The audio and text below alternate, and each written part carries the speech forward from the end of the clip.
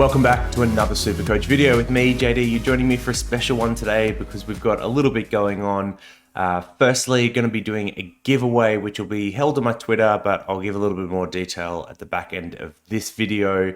It's just, I guess, a quick thank you, hitting a couple of kind of neat milestones at the moment. So 1,000 followers on Twitter, 1,500 subs on YouTube, and my first Herald Sun article on SuperCoach got published this week. So all great stuff going on, and just wanted to give a little bit back to the community. So we'll be giving away a SuperCoach Plus, or SuperCoach Gold, as I guess like we more colloquially refer to it as, to a lucky winner. So make sure you get involved with that. Details, I guess, below and then at the end of this video as well. And then we're also doing a team update today, which I think is a little bit different from some of the ones that I've done in the past. Well, hopefully it is. I think a lot of the players will be similar. You've hopefully now watched my 7 players I've had in all my teams video, and all of them are still, they're all going to be featured, and then a few others as well, which will be good to go through. Let's jump straight into it. But if you have been watching the Rate My Team series as well, you've probably got an idea around some of the players that I like or who I might be picking. So, I think the big difference from last time is going to be structure, and you'll see that shortly. So I have Jake Lloyd.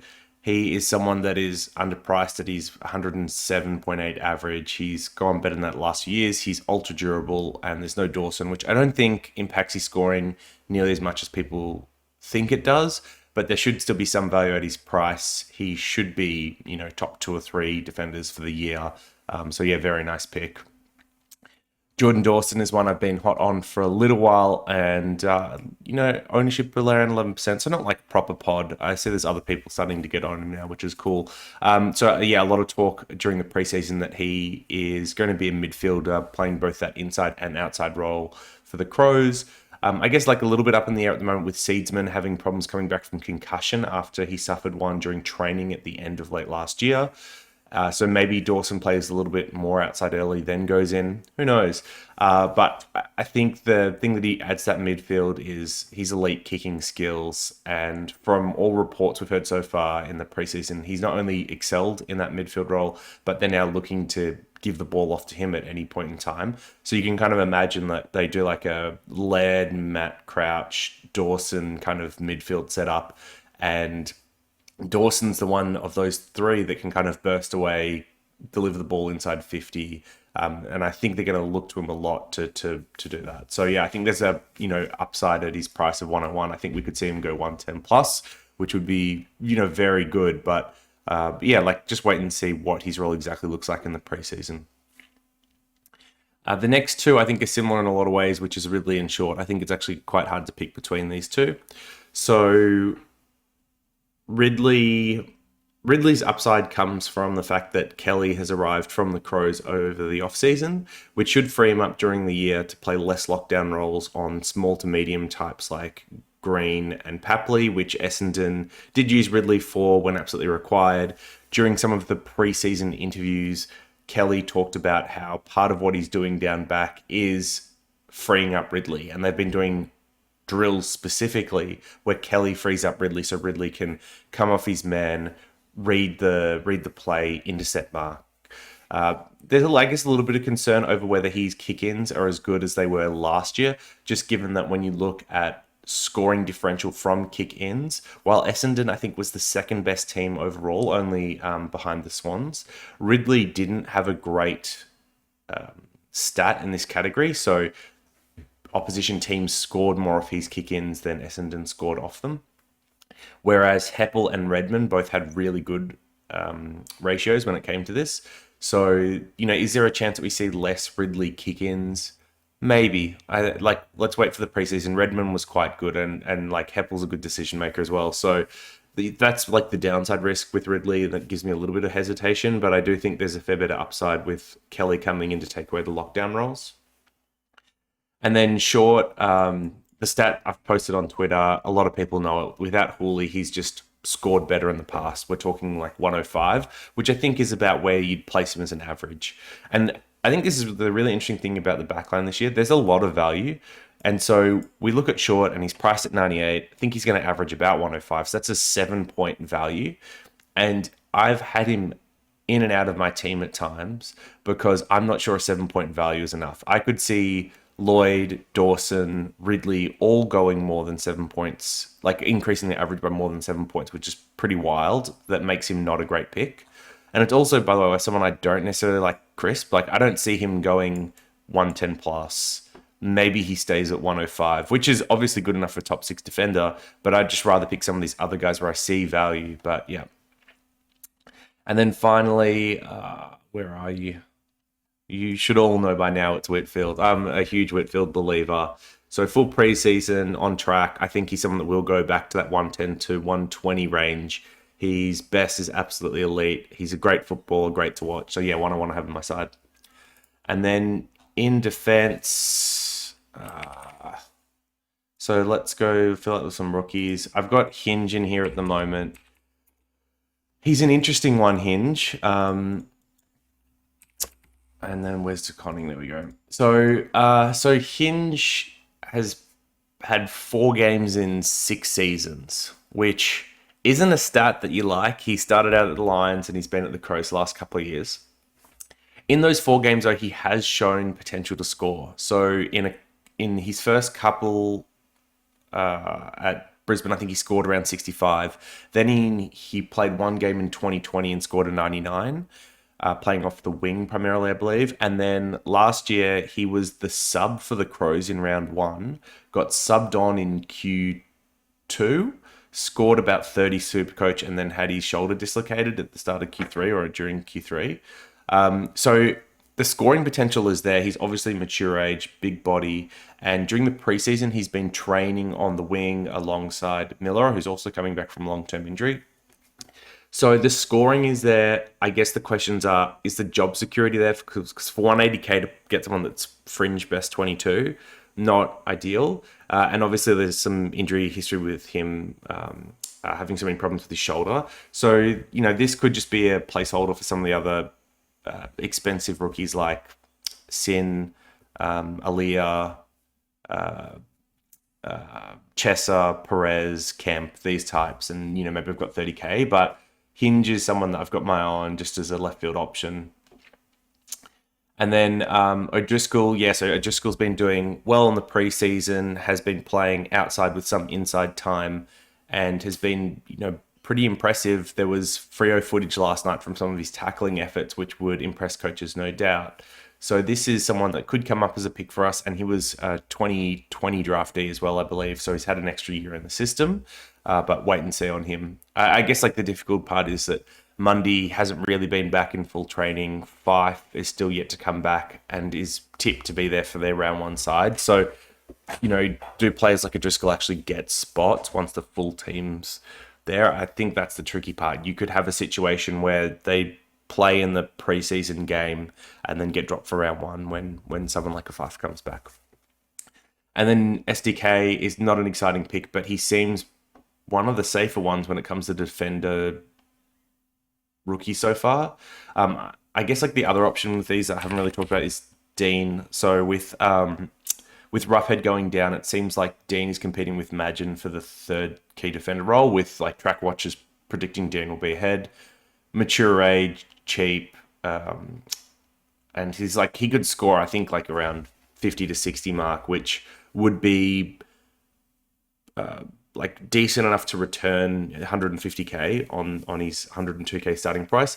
The question here is, does he play enough rounds for us to realize that? So if Roughhead's back at round 5 and we get 4 games out of Dean, is that going to be enough? Actually have to run the numbers on that to see what we get out of 2 price rises. I think you're only going to get something like 80 to 100k, which makes me hesitant to start Dean at the moment, just because I think he's going to, he might get to 180k and then be at this really awkward price where he's made you a bit of money, but not enough. All right, in the midfield, so there are 3 players that... Oh, actually, McRae has left my side once. That's... I tell a lie. But these are basically 3 players that haven't left my side. And this is the big thing with the team update at the moment. So if you're going... The philosophy overall here is to get the rookies off field in defense and the forward line. George actually just did a video, I think, the other day on rookies across the field, and if you haven't watched it, definitely check it out, because he goes he goes into both like a pretty wide variety of them, but also talks about the ones that are likely to get games. And just listening to him, you can tell that we don't really believe that the forward or defender rookies are actually going to get too many games this year. And there's not that many good options amongst the ones that will. So this is the problem with our teams. And the structure for me has really been around how do I get as many rookies off the defense or forward lines. And I want to do that without compromising structure too much and just adding in a bunch of mid prices that I don't really love as options. And there's two ways to do that. You either cut back in the midfield, and so you go to 3 midfielders rather than 4 or 5, or you take a shortcut in the rucks and get someone like Proust at an R2. For me, I've been trying to avoid Proust R2 this preseason, so it's been 3 midfield defense for me, which is quite unfortunate because for those who've been listening to me, you know I love Tom Walsh. I actually was a big fan of Walsh, but he's obviously had that syndesmosis and is a do not start now. So he's at 22% owned. That is going to drop pretty dramatically. But yeah, so three midfield defense, and the one place where it does sound like we've got some pretty exciting rookies is the midfield. So I was originally not on Horne-Francis, but I am at the moment. He has been lighting it up by all reports in the preseason, a bit like Dacos, other Dacos. And he in the match sims, he's been impressing as well. I guess the only caveat is that North have been missing a lot of their midfielders during those match sims. So in the last one, for example, Simpkin, Cunnington, Anderson were all missing, and I think there's one more as well. So it's, him and Taron Thomas are the 2 best midfielders kind of on the field, which explains why he's maybe like dominating some of those match sims so much.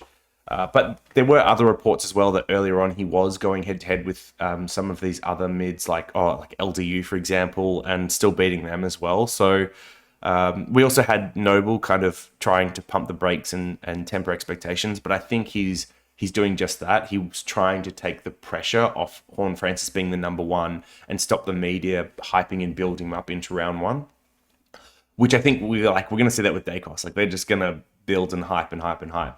And I think Noble is like being a little bit smart around trying to get some of that pressure off Horne-Francis and playing it down. But I have a feeling that once he hits AFL, if he's as good as they say he is, it won't be long until he gets enough mid-time. So yeah, he seems like a good pick at the moment. Who else have we got there? Probably filter on cheap. And then we forgot ownership. We should get it right.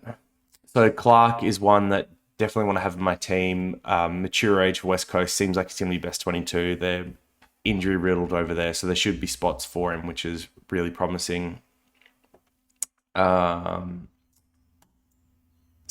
or Chitaz, I'm hoping someone actually like lists a pronunciation below so I can get this right going forward, because yeah, I butcher it every time. Sounds like he could be the Greenwood replacement that Constable is meant to be, but isn't. I know Constable's playing off like halfback or something. So this is an interesting one to watch if we get him at 1 or 2K. Hobbs for Essendon. Stevens. Where's the other Stevens? He must be in here somewhere. Stevens. Who am I missing? There's one more that I like. Might be it's Erasmus. So just going through these quickly. So Hobbs, I guess it really comes down to what happens with Essendon's midfield. Does he actually become best 22? And if he's best 22, is he getting enough CBAs? From the preseason reports we've heard, he's been flying, and he has been, in the hopefuls team, like the seconds team, but still winning clearances against Essendon's A squad, which is, I guess, a really promising side. A little bit more promising than some of these other players that are in the best versus the Rex. They're playing in the best side and they're beating up on the seconds. You wonder oh, how good are they actually going if that's the case? But someone like Hobbs has been doing it the hard way, which is pretty impressive. Both the Stevens, so I think similar in the sense that they're both more mature. The Swans one, I think, has a role kind of open up with Dawson to play wing outside. Should be best 22, which means I think he's going to be pretty good pick for us. The Cats one, I guess it's always a bit awkward to pick a Cats rookie because who knows what they're going to do, man? Who knows what they're going to do? There's been a lot of times in the past, like Clark, for example, where you thought they should be playing them all year, made sense to do that, and they didn't. So who knows? And then Erasmus has been, thank you. Erasmus has been really good for Freo. He obviously doesn't have the competition of Johnson or something like that with him having injury problems. So, I think like something like this looks pretty good for now. That's annoying that it didn't like bump the 102k to last. All right, Rux. So, oh yeah, I can still got the filters on. Let's fix that up. So it hasn't changed for me. It's still Grundy and Darcy, and I think like the only change maybe instead of Hayes, who I've like traditionally had here, Comben seems to be more likely of the two to get games at the moment. He's not going to be scoring particularly well from what I've heard. Like he'll be forward, so I think that's 40 to 60 range optimistically. Not really an on-field option if you had him in your forward line, but if he does get games, then I want to be starting playing ruck 3. I want that chance of the upside and to make the money. So that'll be Comben. And then in the forward line, I've talked about what I saw as the ideal forward line a few times in even the Rate My Teams videos, and it is this. Yep, there you are.